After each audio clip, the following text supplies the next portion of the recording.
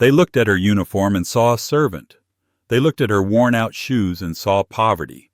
But they had no idea that the quiet girl pouring their water was the only person in the room who could save their billion-dollar empire. When the CEO of the Ricci dynasty started screaming in a dialect no one understood, his arrogant manager tried to kick the waitress out. That was his biggest mistake. Because Sarah wasn't just a waitress, she was a ghost from a world they couldn't even imagine. And when she finally opened her mouth, she didn't just take an order. She took control. This is the story of how one sentence changed everything. The Obsidian Room wasn't just a restaurant. It was a theater of cruelty, and Sarah was merely a stagehand. Located on the 45th floor of one of Manhattan's sleekest skyscrapers, the restaurant boasted floor-to-ceiling windows that looked down on the city like a judgment. The carpet was thick enough to silence footsteps. The chandeliers were made of hand-cut Austrian crystal, and the menu had no prices. If you had to ask, you didn't belong. Sarah adjusted her apron, her fingers trembling slightly. She had been working here for 3 months, and every shift felt like walking a tightrope over a pit of vipers. "Table 4 is smudged, Sarah," a voice hissed behind her. Sarah flinched and turned to see Bradford, the floor manager. Bradford was a man who wore suits that were too tight, and a cologne that smelled like desperate ambition. He treated the wealthy patrons like gods and the staff like insects. "I just polished it, sir," Sarah whispered, keeping her eyes on the floor. "Then do it again," Bradford snapped, checking his reflection in a silver spoon.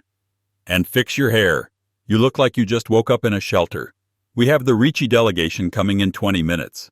If you embarrass me, you won't just be fired. I'll make sure you never work in this city again." Sarah nodded, swallowing the lump in her throat. Bradford didn't know how close to the truth he was. She was almost in a shelter. The studio apartment she shared with 3 other girls in Queens was barely affordable.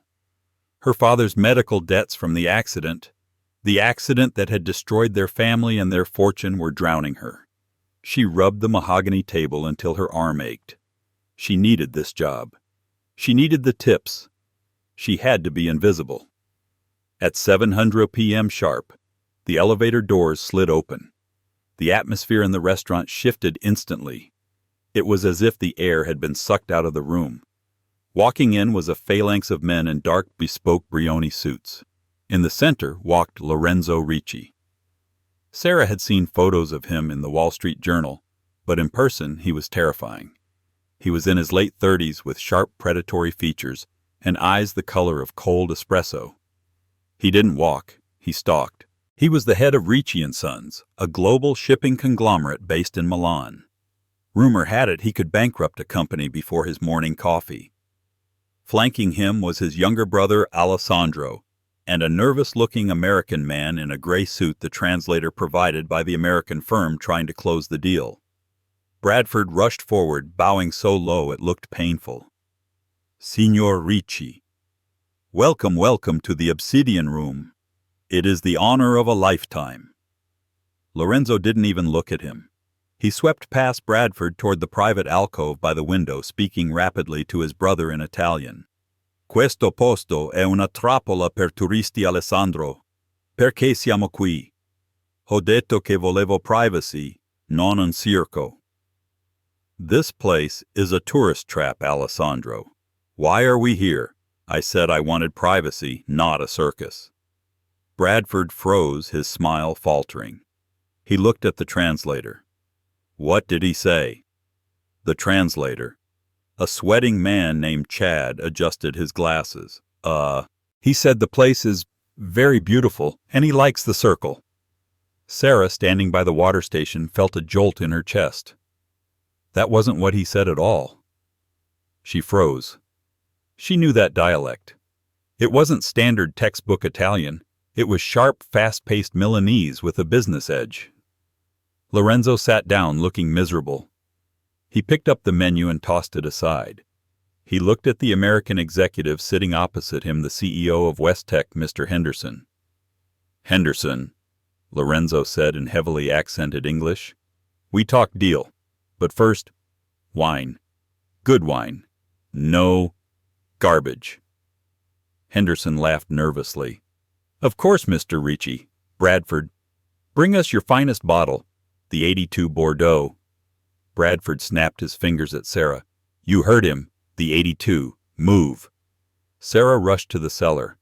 She knew wine. Before the accident, before the poverty, her father had been a diplomat stationed in Tuscany.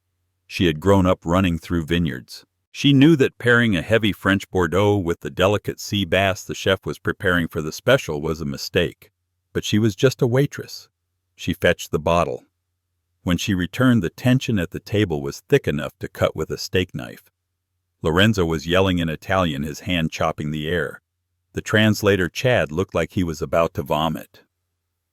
Non capiscono niente. I termini della dogana sono sbagliati.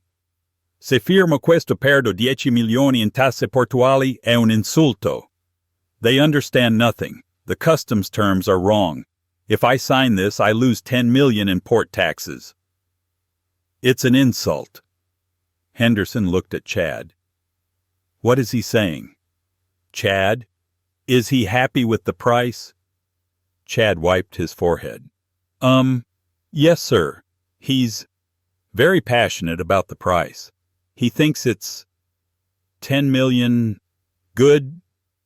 Sarah stopped pouring the water. Her hand hovered over the glass. He's lying, she thought. If Henderson thinks Lorenzo is happy, he's going to push the contract and Lorenzo is going to walk out. Lorenzo slammed his fist on the table.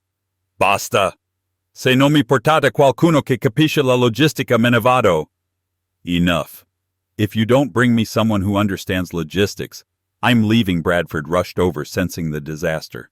Is everything all right? Is it the water, Sarah, you clumsy idiot? Did you spill something? He shoved Sarah aside, nearly knocking the heavy crystal pitcher from her hand. Get out of the way, he hissed at her. Go to the kitchen. You're ruining the ambiance. Sarah stumbled back, catching herself against a pillar. She looked at Lorenzo. He was standing up, buttoning his jacket. He was done.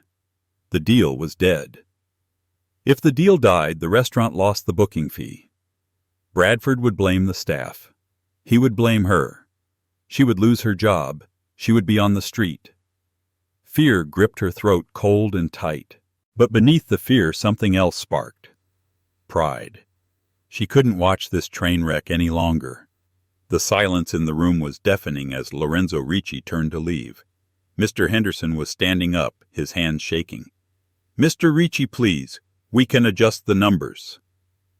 Lorenzo ignored him, speaking to his brother. Andiamo. Sono dilettanti. Let's go. They are amateurs. Bradford was trembling. Sir, please, the dessert. The soufflé. Sarah took a breath. It was a breath that smelled of fear and reckless abandon. She stepped away from the pillar. Signor Ricci. Her voice rang out. It wasn't loud, but it was clear, and perfectly accented. Lorenzo stopped. He didn't turn around immediately.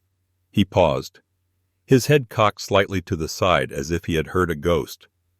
Bradford's eyes bulged. He lunged at her. Sarah, shut your mouth and get in the kitchen right now. I will call security. Sarah sidestepped him. She looked directly at Lorenzo's back. Non se ne vada per un errore di traduzione, she said, her Italian flowing like liquid silk. Lei è preoccupato per le tasse portuali nella sezione 4 del contratto. Il traduttore ha sbagliato. Loro non stanno cercando di insultarla. Sono solo male informati. Don't leave because of a translation error. You are worried about the port taxes in Section 4 of the contract.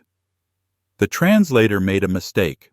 They aren't trying to insult you. They are just ill-informed. The entire restaurant went silent. Even the diners at other tables lowered their forks. Lorenzo Ricci turned around slowly. His dark eyes narrowed, scanning Sarah from her cheap black shoes to her messy bun and the stained apron. He looked at her not as a servant, but as a puzzle. E tu ci saresti? He asked, his voice low and dangerous. And who would you be? Solo una cameriera che odia vedere un buon affare morire per colpa di cattive parole. Sarah replied, holding his gaze. Just a waitress who hates seeing a good deal die because of bad words. Chad the translator turned red. She's lying. She doesn't know what she's saying. She's just the help. Lorenzo held up a hand, silencing him instantly. He took a step toward Sarah. The air around him crackled with intensity. Parli di logistica, Lorenzo challenged her. Cosa c'è di sbagliato nella sezione 4? You speak of logistics. What is wrong with Section 4? Sarah didn't hesitate. She had spent nights helping her father review contracts before his fall. She knew the language of business as well as she knew the language of art. Il termine FOB, free on board, Sarah explained, switching seamlessly between English for Henderson and Italian for Lorenzo. The contract states FOB New York. Mr. Ricci wants CIF cost insurance and freight to Milan. If he accepts FOB, he assumes liability the moment the goods hit the ship. That is a 10% risk increase he is not willing to take. He said he loses $10 million, not that he wants $10 million. She looked at Henderson. He isn't asking for more money. He is asking for you to insure the cargo. Henderson's jaw dropped. He looked at his papers, then at Chad. Is that true? Chad stammered. I thought FOB and CIF were basically the same. Imbecile, Lorenzo muttered. Lorenzo looked at Sarah again. The hostility in his eyes had vanished, replaced by a burning curiosity. He pointed to the empty chair next to him, the chair meant for the CFO who hadn't arrived yet. Siediti, he commanded. Sit. Bradford looked like he was having a stroke. Mr. Ricci, surely you don't mean... She is a waitress. She has tables to clean. Sarah, get back to work before I... Lorenzo turned to Bradford. The look he gave the manager was cold enough to freeze hell. If she leaves this room, the deal is off, and I will buy this building just to evict your restaurant. Bradford's mouth clicked shut. He stepped back, pale as a sheet. Sarah hesitated. Her heart was hammering against her ribs like a trapped bird. This was against every rule, but Lorenzo was waiting. She untied her apron. The act felt symbolic, like shedding a skin. She folded it neatly and placed it on a side table. Underneath, she wore a simple black button-down shirt and trousers, standard uniform, but without the apron she looked different. More dignity. Less servant. She sat down. Lorenzo poured a glass of the 82 Bordeaux. He didn't pour it for himself. He pushed the glass toward her. Translate, Lorenzo said in English, his eyes locked on hers. And do not miss a word. For the next 2 hours, Sarah didn't just translate.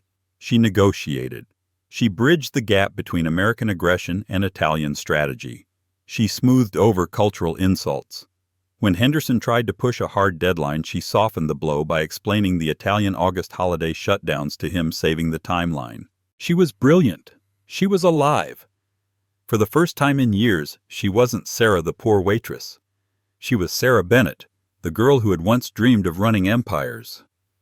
As the dessert arrived, the soufflé Bradford had been so worried about Henderson signed the contract. The deal was worth $400 million. Lorenzo capped his gold fountain pen. He looked exhausted but satisfied. He turned to Sarah. She was tired, her adrenaline fading, leaving her feeling exposed. How? Lorenzo asked simply. Where did you learn the dialect of Milan and shipping law? Sarah looked down at her hands. My father was in the industry a long time ago. Who was he? It doesn't matter, Sarah said softly. He's gone, and I'm just a waitress, Mr. Ricci. Lorenzo studied her face. No, you are not just a waitress. Someone with your mind does not wipe tables unless they are hiding from something. Or someone. Sarah stiffened. He was too perceptive. Before she could answer, Bradford reappeared. Now that the deal was signed, his arrogance had returned, mixed with a slimy obsequiousness. He placed the check on the table. Wonderful, wonderful. Bradford clapped his hands. So glad we could facilitate this. Sarah, get up. The bathroom in the back is clogged. You've had your fun now. Go do your job. The insult hung in the air like a foul smell. Sarah stood up quickly, her face burning. The Cinderella moment was over. The clock had struck midnight. "Yes, Bradford," she whispered. She turned to leave, but Lorenzo's hand shot out, catching her wrist. His grip was firm, warm, and electric. "Bradford," Lorenzo said, his voice deceptively soft. "Yes, Signor Ricci." "Add a $50,000 tip to the bill." Bradford's eyes lit up. 50,000. "Sir, you are too generous. The house thanks you." "Not for the house," Lorenzo said, not letting go of Sarah's wrist. "For her," Bradford choked. For her, but company policy states that tips on large bills are pooled and distributed by management. I cannot. "I don't care about your policy." Lorenzo stood up, towering over the manager. "She closed this deal. She gets the money, or I tear up this contract right now." Bradford went white. I will see what I can do." Lorenzo released Sarah. "What is your full name?" "Sarah," she said, pulling her hand back. "Just Sarah." "Just Sarah," Lorenzo repeated. "Well, just Sarah. Tomorrow morning at 9:00 a.m., you will come to the Four Seasons Hotel Suite 100. I have more contracts." "I can't," Sarah said, panic rising. If she got too close, he would find out about the debt. He would find out about the scandal her father left behind. "I have a shift tomorrow lunch." Lorenzo looked at Bradford. "She is fired, correct?" Bradford blinked. "What? You said she was incompetent earlier, so fire her." I... Bradford looked at the check, then at the furious billionaire. "Yes, she is fired." Lorenzo turned back to Sarah, a ghost of a smile playing on his lips. "See, you are free. 9:00 a.m. Don't be late." He walked out, his entourage trailing him, leaving Sarah standing in the middle of the dining room, unemployed, terrified, and holding a napkin he had left behind. On the napkin he had written a phone number and one word: Salvatrice Savior. But Sarah knew that in the real world saviors didn't exist. And as she looked at Bradford's hateful red face, she knew that leaving this restaurant wasn't going to be the end of her problems. It was just the beginning of a war. The service elevator ride down to the street level felt like a descent into hell. Sarah stood in the corner of the metal box, the smell of rotting garbage from the dumpster bags next to her filling the small space. It was a stark contrast to the crystal and mahogany world 45 floors above, but this was her reality. When the doors opened into the alleyway behind the skyscraper, the cold New York wind hit her like a physical blow. She wrapped her thin cardigan tighter around herself. She checked her phone. It was cracked, an old model that barely held a charge. 3 missed calls. Unknown number. She knew who it was. The collection agency. Or worse, the loan sharks her father had borrowed from in a desperate attempt to cover the embezzlement charges before he took his own life. They didn't care that Charles Bennett was dead. They didn't care that his daughter was living on instant noodles and working double shifts. They just wanted their blood money. "Hey, you!" Sarah froze. Bradford pushed through the heavy steel doors, his face flushed with residual anger. He lit a cigarette, his hands shaking slightly. "Don't think you're special," Bradford sneered, smoke curling out of his nose. "That guy Ricci, he plays with toys. Tonight you were the toy. Tomorrow he'll be back in Milan, and you'll just be another unemployed girl in a city of millions." "He left a tip," Sarah said, her voice steady despite her fear. $50,000. You heard him. Bradford laughed. It was a dry, ugly sound. A verbal promise from a drunk billionaire. Good luck collecting that in court, and even if he meant it. Company policy, remember damages. You caused a scene, you disrupted operations. I'm keeping that money as severance for the stress you caused me. "That's illegal," Sarah said, stepping forward. "That money could change my life." "Sue me." Bradford flicked his cigarette butt at her feet. "Oh wait, you can't afford a lawyer. Get out of here, Sarah. If I see you on this block again, I'll call the cops and tell them you stole silverware." He turned and slammed the door, the lock clicking shut with a finality that echoed in the alley. Sarah stood there for a long moment, tears pricking her eyes. She didn't cry because she was sad. She cried because she was furious.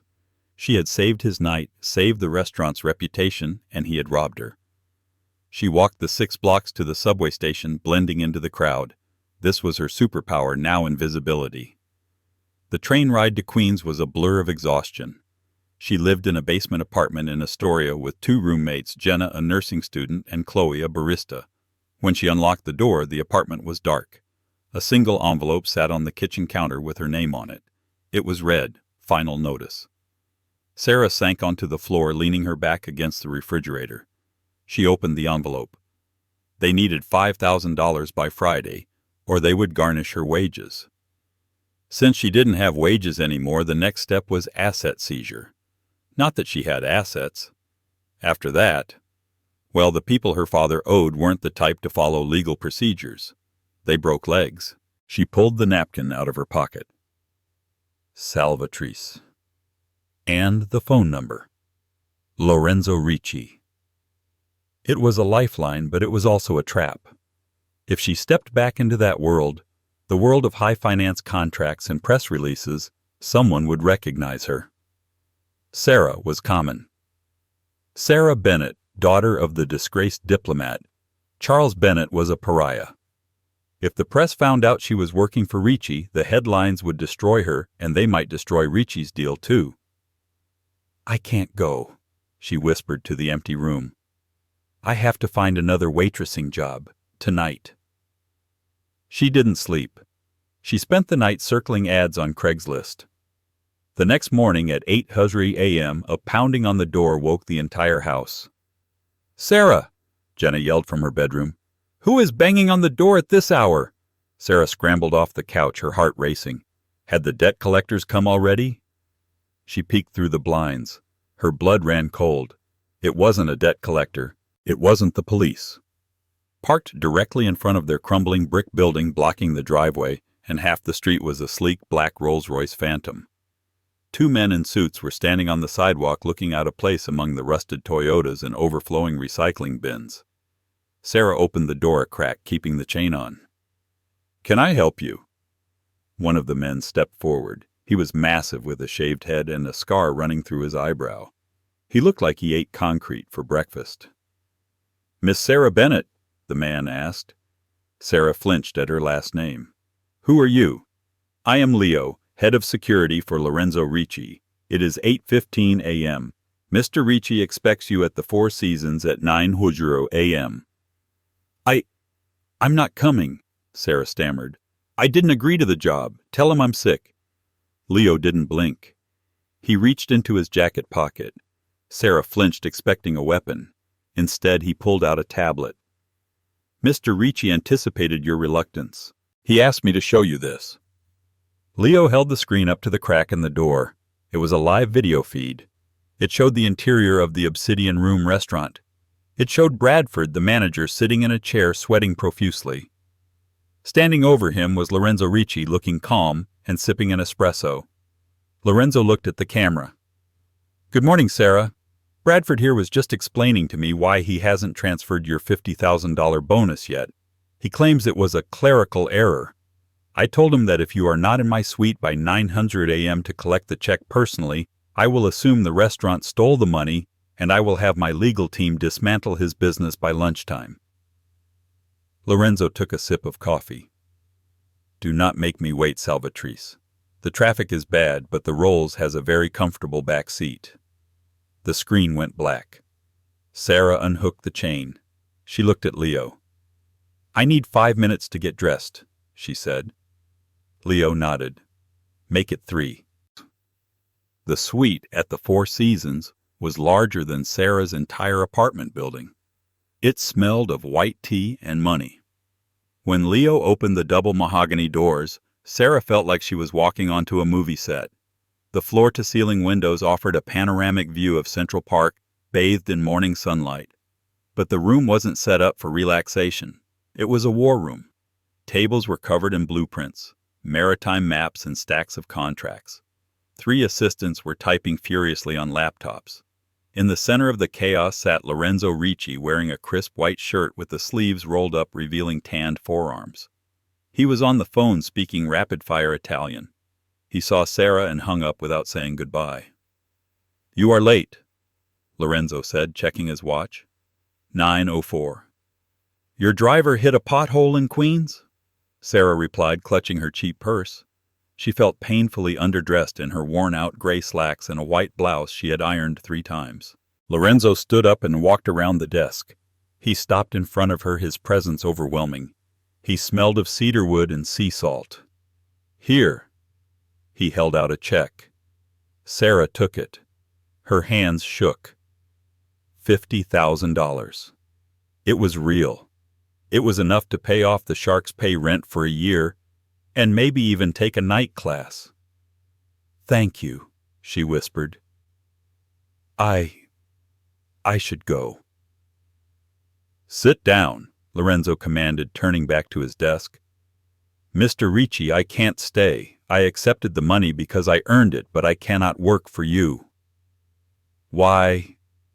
Lorenzo didn't look up from a document he was signing. "Because I am not qualified. I am a waitress." Lorenzo dropped the pen. He looked at her, his eyes dark and piercing. "Do not lie to me, Sarah. I had my team run a background check on you the moment you left the restaurant last night." Sarah's heart stopped. The room seemed to spin. You did what?" "Sarah Bennett, daughter of Charles Bennett, the former U.S. trade ambassador to Italy. He was implicated in the bribery scandal of 2021. He lost everything. The estate was seized. He committed suicide 3 months later." Sarah felt the blood drain from her face. The shame, the old familiar shame, washed over her. "If you know who I am, then you know why I can't be here. I am toxic, Mr. Ricci. If people see me with you, they will think you are corrupt too. They called my father a thief. They call me the thief's daughter." "I don't care what they call you," Lorenzo said, his voice hard. "I care about what you can do." He stood up and walked to the window, looking out at the city. "My business is under attack, Sarah. My own board of directors is trying to oust me. They say I am too aggressive, too old world. They want to merge Ricci and Sons with a soulless American conglomerate called Titan Logistics. If that happens, my family's legacy dies. They will sell our ships for scrap." He turned back to her. The vulnerability in his eyes was fleeting, but it was there. "I have a meeting in 1 hour with Arthur Sterling, the CEO of Titan. He is a shark. He uses legal jargon to hide traps. My translator is an idiot. My lawyers are slow. I need someone who understands the culture of deception. I need someone who has lost everything and knows how desperate men think." He pointed a finger at her. "You are not a waitress. You are a survivor. Help me survive this meeting and I will pay you double what is on that check." Sarah looked at the check in her hand. Then she looked at Lorenzo. He wasn't looking at her with pity. He was looking at her with respect. "I can't go in there looking like this," she said quietly. Lorenzo pressed a button on his desk phone. "Send in the stylist."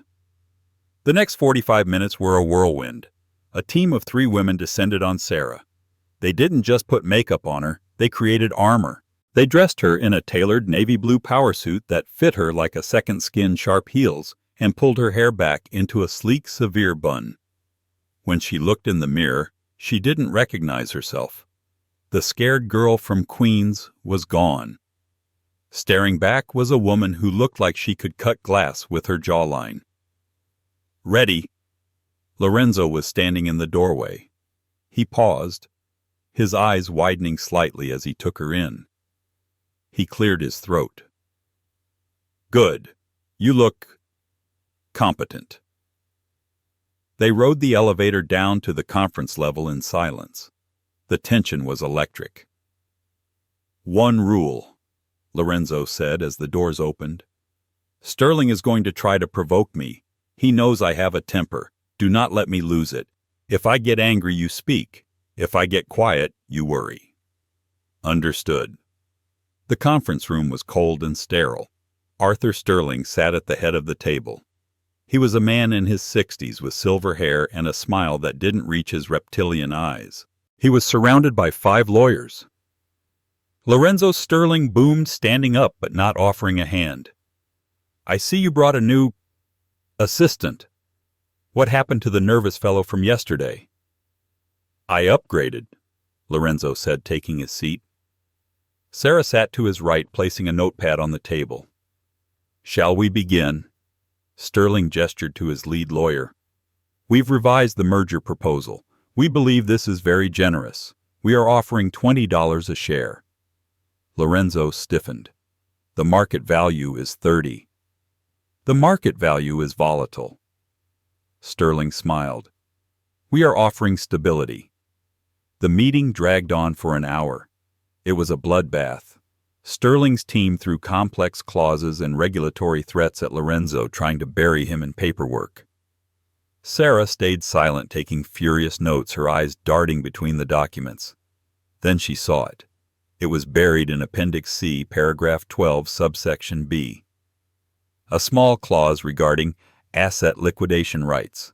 Sterling was talking about employee retention, distracting Lorenzo. Lorenzo, Sarah said softly in Italian. Stop. Lorenzo froze. He looked at her. Look at page 45. She continued in Italian, keeping her face neutral.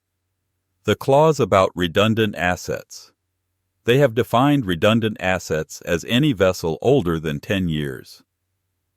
Lorenzo's eyes narrowed. So, Lorenzo, 80% of your fleet is older than 10 years. They are vintage, but they are the core of your business.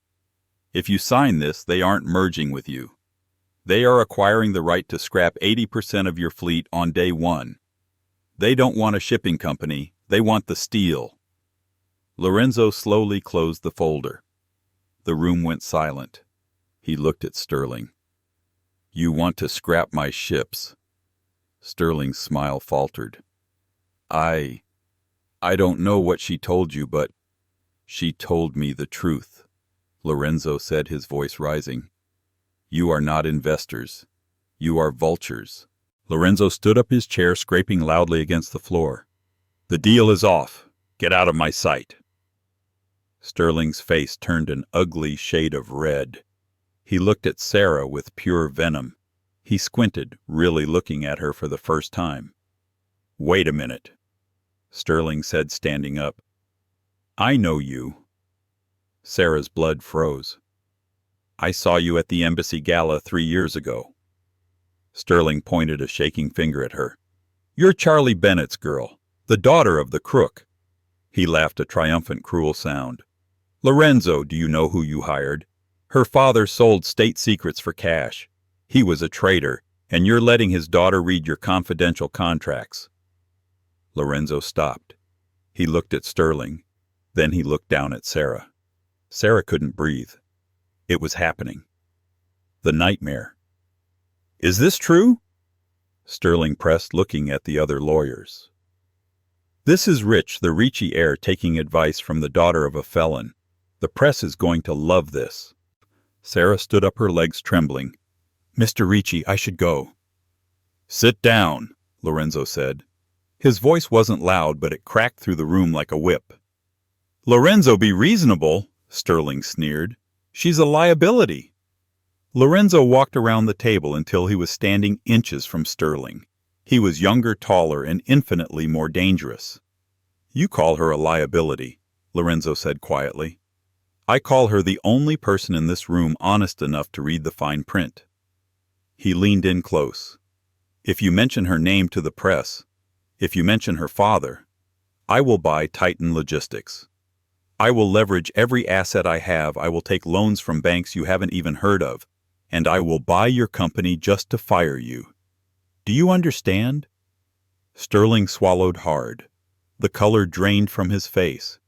He knew Ricci's reputation. He knew he was crazy enough to do it. We're leaving, Sterling muttered to his team. Let's go. They scrambled out of the room like rats fleeing a sinking ship. When the door clicked shut, the silence returned. Sarah was shaking. She gripped the edge of the table to steady herself.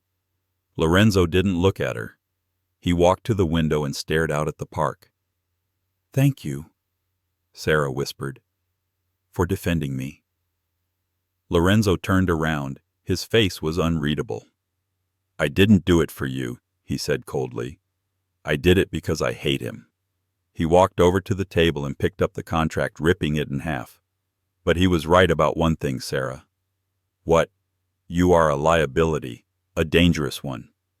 Lorenzo tossed the torn paper into the trash. "Which is exactly why I can't let you go. If you are not with me, you might be used against me." He pulled a key card from his pocket and slid it across the mahogany table. "Pack your bags. You are moving into the penthouse guest suite. Until this merger war is over, you belong to Ricci and Sons." Sarah looked at the key. It was golden. It looked like freedom, but it felt like a shackle. "And Sarah," "Yes. Don't ever hide anything from me again. If I find out there are more secrets, I won't be as polite as Sterling." Sarah nodded, taking the key.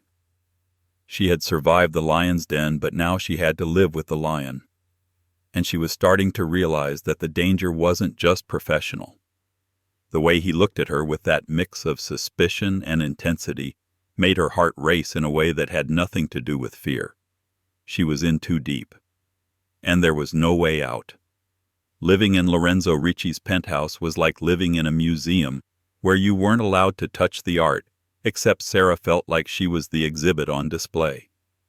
3 weeks had passed since the meeting with Titan Logistics. Sarah had become indispensable. She translated contracts at 200 a.m., vetted potential partners, and reorganized Lorenzo's chaotic filing system. But the real test was tonight. The Ricci Foundation Gala. It was the most exclusive event of the New York season, held at the Metropolitan Museum of Art. Every shark, vulture, and snake in the financial world would be there, including the people who had watched her father fall. "I can't go," Sarah said, standing in the middle of the dressing room Lorenzo had installed for her. A manicurist was currently buffing her nails while a hairstylist pinned her hair up. Lorenzo leaned against the doorframe sipping whiskey. He looked devastating in a midnight blue tuxedo. "You have to go. Sterling is spreading rumors that Ricci and Sons is unstable. He says I am hiding in my tower. I need to show them that I am strong and that my team is united." "I am not your team, Lorenzo. I am your scandalous assistant." "Tonight you are not an assistant," Lorenzo said, setting his glass down. He walked over to a velvet box on the vanity. He opened it. Inside sat a necklace that made Sarah gasp. Diamonds and sapphires arranged in a heavy, intricate collar. It looked royal. It looked heavy. "This is the Stella del Mare," Lorenzo said softly. "It belonged to my grandmother. It has not been worn in 50 years. He lifted it and fastened it around Sarah's neck. His fingers brushed the nape of her neck, sending a shiver down her spine that had nothing to do with the cold metal. "Why?" Sarah whispered, looking at their reflection in the mirror. They looked like a power couple. They looked dangerous. "Because when you walk into that room, I don't want them to see Charles Bennett's daughter," Lorenzo said, his voice rough. "I want them to see the woman who holds my trust. And perhaps more." The drive to the Met was silent. When the car doors opened, the flashbulbs were blinding. Sarah gripped Lorenzo's arm, her knuckles white. "Chin up," he murmured. "Look at them like you own the sidewalk." They ascended the stairs. The great hall was transformed with candles and white roses. As they entered, a hush fell over the room. Sarah felt the eyes, hundreds of them, dissecting her. "Is that?" "It's the Bennett girl. She's wearing the Ricci sapphires. Does that mean—" Sarah kept her face impassive, channeling every ounce of diplomatic training her father had given her. Then she saw him. Standing near the champagne tower laughing with Arthur Sterling was a man with golden hair and a smile that used to be her entire world. William. her ex-fiancé, the man who had broken their engagement the day the news of her father's scandal broke. He hadn't just left. He had given an interview to the Times saying he was shocked and appalled by the Bennett family's corruption, distancing himself to save his own political career. William saw her. His smile dropped. He whispered something to Sterling, then walked straight toward them. "Sarah," William said, his voice dripping with faux concern. "My God, I heard you were working in service. I didn't realize you had found such a generous patron." He looked at Lorenzo, then at the necklace. The implication was clear. He was calling her a mistress. Lorenzo stiffened. Sarah felt his bicep tense under her hand. "William," Sarah said, her voice ice cold, "I see you're still climbing ladders. Careful not to slip on the slime." William laughed, but his eyes were hard. "Always the sharp tongue." "Lorenzo, a word of advice. Check your pockets. The Bennett family has a history of taking things that don't belong to them." The circle of socialites around them giggled nervously. Lorenzo let go of Sarah's arm. He took a step toward William. The air in the room grew heavy. "William, is it?" Lorenzo asked pleasantly. "I believe you work for the State Department now." "I do." William puffed out his chest. "Enjoy it while it lasts," Lorenzo said. "Because if you ever speak to her again, I will make it my personal mission to ensure the only thing you are qualified to manage is a fry cooker in New Jersey." William flushed red. "You can't threaten me. I'm with Sterling now, and we know about your liquidity problems, Ricci. You're finished." "We shall see." Lorenzo turned back to Sarah, offering his arm. "Come, carissima, the air here is stale." He led her onto the dance floor. The orchestra began to play a waltz. Lorenzo pulled her close, his hand firm on her waist. "Thank you." Sarah breathed, her head resting near his shoulder. "Do not thank me," Lorenzo murmured into her hair. "I wanted to punch him, but I promised you I would be behaved." For a moment the world fell away. There was only the music, the scent of white roses, and the heat of Lorenzo's body. Sarah realized with a terrified jolt that she wasn't just grateful to him. She was falling in love with him. But the moment shattered. The music stopped abruptly. A man in a gray suit walked onto the stage and took the microphone. It was Sterling. "Ladies and gentlemen," Sterling announced, his voice booming. "I hate to interrupt such a lovely evening, but I believe in transparency. We have just received some troubling news regarding the financial health of Ricci & Sons." The crowd gasped. Lorenzo froze. "It seems," Sterling continued, waving a document, "that confidential user data from Ricci's shipping clients has been sold on the black market. A serious breach. And the IP address traced for the upload came from the personal computer of Mr. Ricci's executive assistant." Sterling pointed a finger directly at Sarah. "Miss Bennett, like father, like daughter." Sarah stood frozen in the center of the dance floor. The sapphires around her neck suddenly felt like a noose. Lorenzo let go of her waist. He looked at her. His eyes were wide, confused. "Sarah," he asked, "what is he talking about?" I don't know," Sarah stammered. "Lorenzo, I didn't do anything. The police are on their way." Sterling smiled triumphantly. Lorenzo looked at the crowd, then at Sarah. The walls were closing in. The ride back to the penthouse was not in the Rolls-Royce. It was in the back of a squad car. Sarah was questioned for 6 hours. They had logs. They had emails sent from her account. It looked perfect. Someone had used her laptop while she was sleeping, or they had hacked her remote access. But to the police, it was an open and shut case of corporate espionage. However, there wasn't enough hard evidence to hold her yet only digital footprints. They released her at 4:00 a.m. pending further investigation, but her passport was confiscated. She had nowhere to go but the penthouse to get her things. When she arrived, Leo, the head of security, met her at the elevator. He looked grim. "He's inside," Leo said. "Be careful." Sarah walked into the living room. It was trashed. Papers were scattered everywhere. A vase was shattered. Lorenzo was standing by the window staring out at the rain-soaked city. He didn't turn around when she entered. "Lorenzo?" Sarah started, her voice cracking.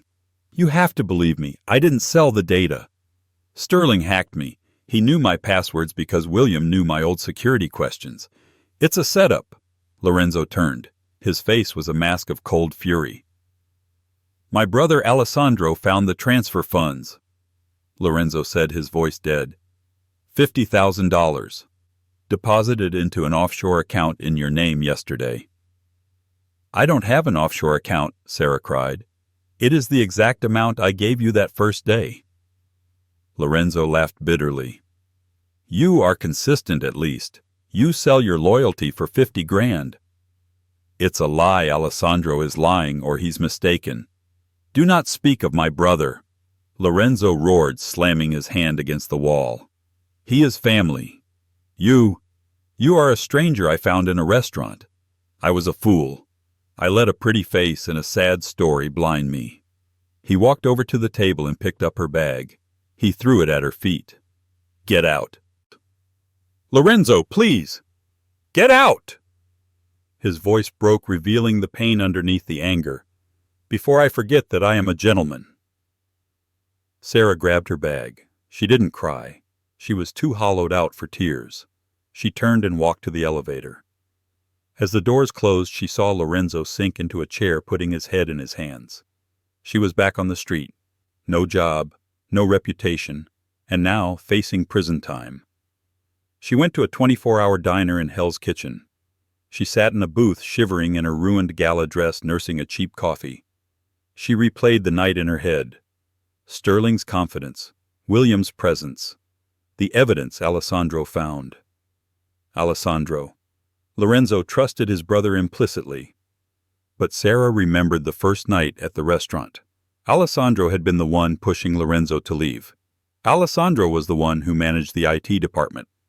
And then she remembered something else. During the gala, while she was dancing with Lorenzo, she had seen Alessandro in the corner. He wasn't looking at the crowd. He was typing on his phone. And he wasn't smiling. He looked guilty. She pulled out her cracked phone. She still had access to the cloud server where she backed up Lorenzo's audio notes. He liked to dictate ideas. She hadn't been locked out of that specific drive yet because it was a personal app, not the company server. She scrolled back. There was a recording from yesterday morning. Lorenzo had left it running by accident after a meeting. She put in her earbuds. It was mostly silence, rustling papers. Then a door opening. "È fatto." "Is it done?" That was Alessandro's voice. "See, Sterling has the files. The girl takes the fall tonight." A second voice. "William." Sarah gasped. "And Lorenzo?" Alessandro asked. "He will be broken. He will sell to Titan. And you, my friend, will be the new CEO of the subsidiary." "I hate doing this to him," Alessandro sighed. "But he is too reckless. He is ruining the family name with his stubbornness. This is for his own good." Sarah slammed the phone onto the table. It wasn't just a setup. It was a coup. A fratricide. She looked at the clock. 6:00 a.m. The emergency board meeting to vote on the Titan merger and Lorenzo's removal was at 8:00 a.m. Lorenzo was going to walk into that meeting broken, thinking she had betrayed him, and sign everything away to the brother who stabbed him in the back. She couldn't let that happen. She stood up. She had 2 hours. She looked like a wreck. She had no money.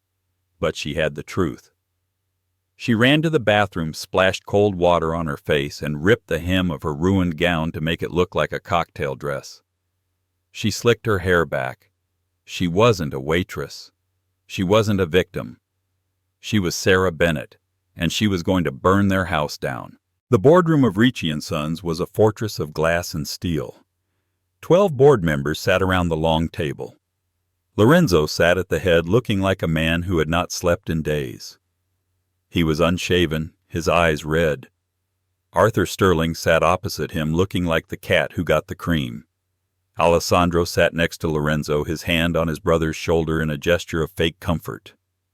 "Lorenzo," the chairman of the board said gently, "given the events of last night, the arrest of your assistant, the data breach, we have no choice. The stock has dropped 12% this morning. Titan's offer is the only way to save the assets." Lorenzo stared at the papers in front of him. The pen hovered in his hand. "I understand," Lorenzo said, his voice a rasp. I have failed you." "Sign it, brother," Alessandro whispered. "End the pain. I will handle the transition." Lorenzo touched the pen to the paper. Bam! The double doors of the boardroom flew open. The receptionist tried to block the way, but she was shoved aside. Sarah strode into the room. She looked wild. Her dress was torn, her makeup smudged, but her eyes were blazing with a fire that terrified everyone in the room. "Do not sign that!" she screamed. "Security!" Sterling yelled, standing up. "Get her out of here! She is a criminal!" Lorenzo looked up. "Sarah! Get her out!" Alessandro shouted, panic rising in his voice. "She is dangerous!" Two guards grabbed Sarah's arms. "Fermi tutti!" "Stop, everyone!" Sarah screamed in Italian. She looked directly at the board chairman, a fierce old man named Donatella.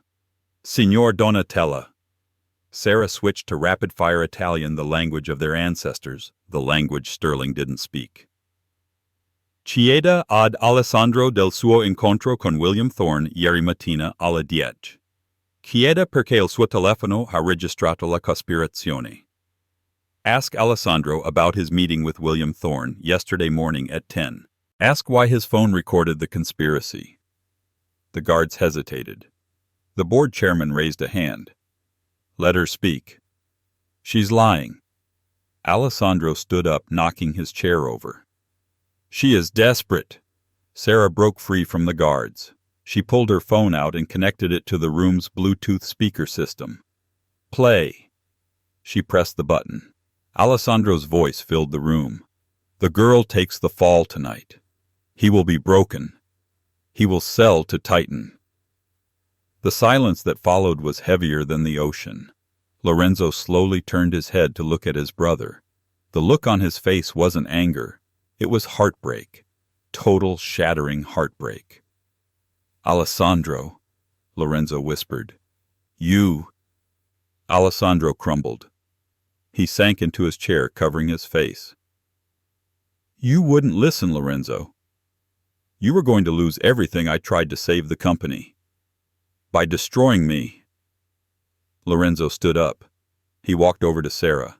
He looked at her torn dress, her tired eyes, the fierce determination in her jaw. He turned to the board.